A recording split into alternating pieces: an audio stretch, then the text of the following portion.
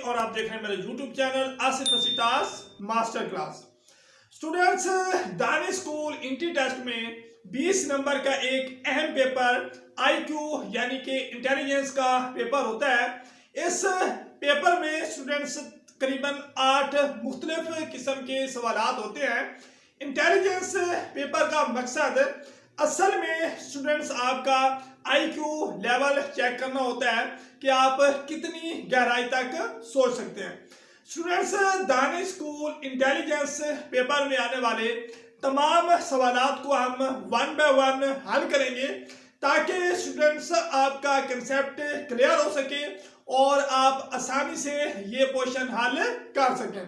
ये स्टूडेंट्स, तो आज की वीडियो में हम 2 मुख्तलिफ किस्म के सवालात को हल करेंगे और आपको बताएंगे कि किस तरीके से आपने जो है इन सवालात के लिए तैयारी करनी है। ये स्टूडेंट्स, तो चलते हैं हम व्हाइट बोर्ड के ऊपर और आपको बताते हैं कि ये सवाल किस किस्म के होते हैं और किस तरीके से आपने इनकी तैयारी करनी है। ये स्टूडेंट्स, तो सवाल नंबर 1 के ऊपर आप गौर करें, दानिश स्कूल IQ टेस्ट। और स्टूडेंट्स, क्वेश्चन नंबर 1 के ऊपर आप गौर करें तो स्टूडेंट्स आपसे पूछा जा रहा है कि सम मंथ्स हैव 31 डेज, के कुछ महीनों में जो है 31 दिन होते हैं। और उसके बाद स्टूडेंट्स दूसरी लाइन के ऊपर आप गौर करें कि हाउ मैनी हैव 28 डेज, और कितने महीनों में जो है 28 दिन होते हैं। और स्टूडेंट्स आपके जहन में इस वक्त आ रहा होगा कि वो फरवरी का महीना होता है जिसमें जो है लीप ईयर में 28 दिन होते हैं। मगर स्टूडेंट्स ये आपका जवाब गलत है, क्योंकि स्टूडेंट्स आप सवाल के ऊपर गौर करें कि सम मंथ्स हैव 31 डेज, कुछ महीनों में 31 दिन होते हैं। हाउ मैनी हैव 28 डेज, के कितने महीनों में जो है 28 दिन होते हैं। और स्टूडेंट्स आप यहाँ गौर करें कि 28 दिन तो तमाम 12 महीनों में होते हैं। अगर स्टूडेंट्स आपसे पूछा जाता कि हाउ मैनी हैव ओनली, अगर स्टूडेंट्स यहाँ ओनली होता और आपसे पूछा जाता कि how many have only 28 days, के वो कितने महीने हैं जिनमें सिर्फ 28 दिन होते हैं, फिर स्टूडेंट्स आपने यह फरवरी का महीना बताना था कि हमारा सही जवाब होता 1। मगर स्टूडेंट्स आप यहाँ गौर करें कि आपसे पूछा जा रहा है कि हाउ मैनी हैव 28 डेज, के कितने महीनों में 28 दिन होते हैं। तो 28 दिन तो स्टूडेंट्स साल के पूरे 12 महीनों में होते हैं। और तो स्टूडेंट्स यहाँ हमारा सही जवाब होगा ऑप्शन नंबर D 12। जी स्टूडेंट्स, तो एक और सवाल के ऊपर स्टूडेंट्स आप गौर करें। क्वेश्चन नंबर 2 है स्टूडेंट्स हमारे पास आज की वीडियो में, विच मंथ कम्स बिफोर जुलाई। और मतलब के स्टूडेंट्स आपसे पूछा जा रहा है कि which month comes before July. Before का क्या मतलब होता है स्टूडेंट्स? बिफोर का मतलब होता है पहले।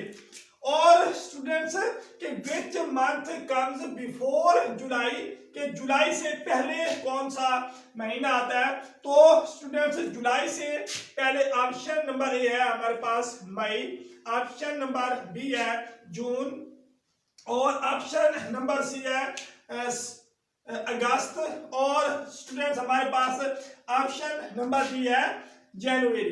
और स्टूडेंट्स आप गौर करें कि बिफोर जुलाई, जुलाई से पहले कौन सा महीना आता है।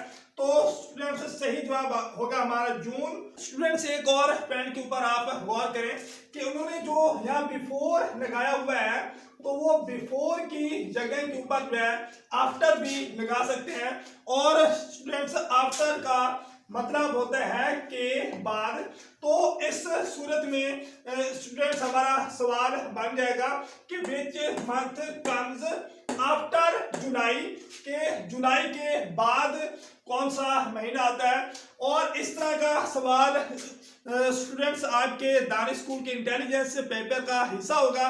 तो आपने जो है एक पॉइंट को अपने जहन में रखना है कि बिफोर आपसे पूछा जा रहा है या अगर आपसे जो है आफ्टर पूछा जा रहा है। जी स्टूडेंट्स, तो आज की वीडियो के हमारे क्वेश्चन नंबर 3 के ऊपर स्टूडेंट्स आप गौर करें। इस सवाल में स्टूडेंट्स आपसे पूछा जा रहा है कि if you count from 1 to 100, मतलब कि स्टूडेंट्स अगर आप 1 से लेकर 100 तक गिनती करते हैं, how many sevens will you pass on the way.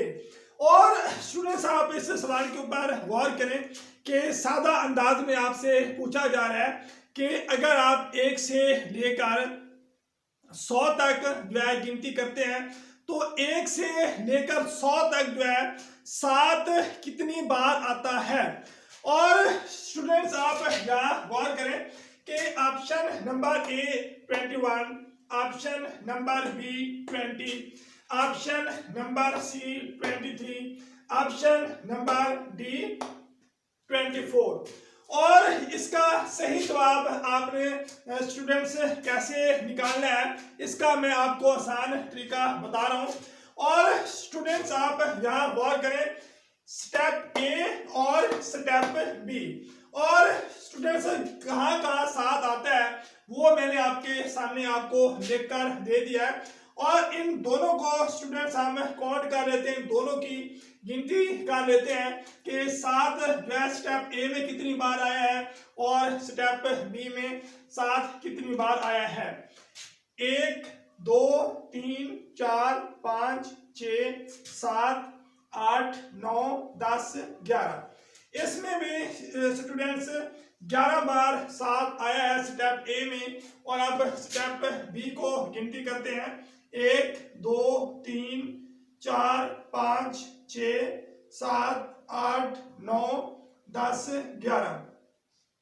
Students आप यहाँ गौर करें कि स्टेप ए और स्टेप बी दोनों में जो है 11 बार 7 आ रहा है, मगर स्टूडेंट्स ये आप गौर करें 77 और 77। तो स्टूडेंट्स इसको हम सिंगल काउंट करेंगे या हम इसको काउंट करेंगे और या स्टूडेंट्स हम इसको काउंट करेंगे, क्योंकि स्टेप ए में और स्टेप बी में स्टूडेंट्स ये दोनों जो है डबल आ रहे हैं, तो डबल हमने काउंट नहीं करना। या हम स्टेप ए में इसको काउंट कर लेते हैं या स्टेप बी में इसको काउंट कर लेते हैं। तो मतलब स्टूडेंट्स आप यहाँ गौर करें कि हमारे पास यहाँ 2 7 है और 11 में से अगर हम 2 निकाल देंगे तो हमारे पास बच जाएंगे 9। मतलब स्टूडेंट्स हम स्टेप ए में इसको काउंट नहीं करेंगे क्योंकि हम इसको स्टेप बी में जो है काउंट कर रहे हैं। तो इस तरह स्टूडेंट्स अब आप गौर करें कि 11 और 9 जो है ये 20 हो जाएंगे, तो सही जवाब होगा हमारे पास 20। इस तरह का स्टूडेंट्स एक सवाल लाजमी तौर के ऊपर जो है आपके दानिश स्कूल के पेपर इंटेलिजेंस पेपर का हिस्सा होगा।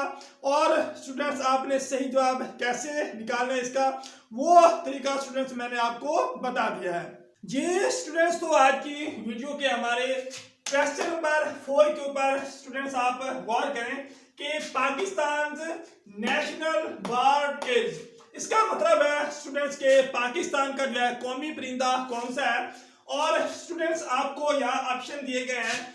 ऑप्शन नंबर ए है डाव, ऑप्शन नंबर बी है स्पैरो, ऑप्शन नंबर सी है चकोर और ऑप्शन नंबर डी है क्रो। और इसका स्टूडेंट्स सही जवाब है चकोर के पाकिस्तान नेशनल बर्ड इज के पाकिस्तान का जो कौमी परिंदा है वो चकोर है। स्टूडेंट्स आप यह इंतहाई अहम तरीन बात को नोट कर लें कि दानिश स्कूल के इंटेलिजेंस टेस्ट में एक सवाल लाजमी तौर के ऊपर इस तरह का आएगा जिसमें पाकिस्तान की कौमी चीज के बारे में आपसे पूछा जाएगा। आपसे पूछा जा सकता है कि पाकिस्तान का कौमी शायर कौन सा है, पाकिस्तान का कौमी लिबास क्या है, पाकिस्तान की कौमी जबान कौन सी है।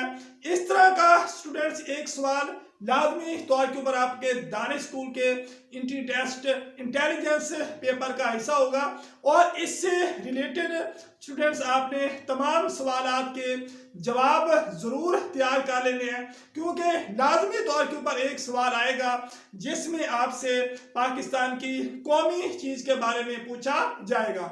जी स्टूडेंट्स, तो आज की वीडियो के हमारे क्वेश्चन नंबर 5 के ऊपर स्टूडेंट्स आप गौर करें कि how many obligatory acts are there in वुजू।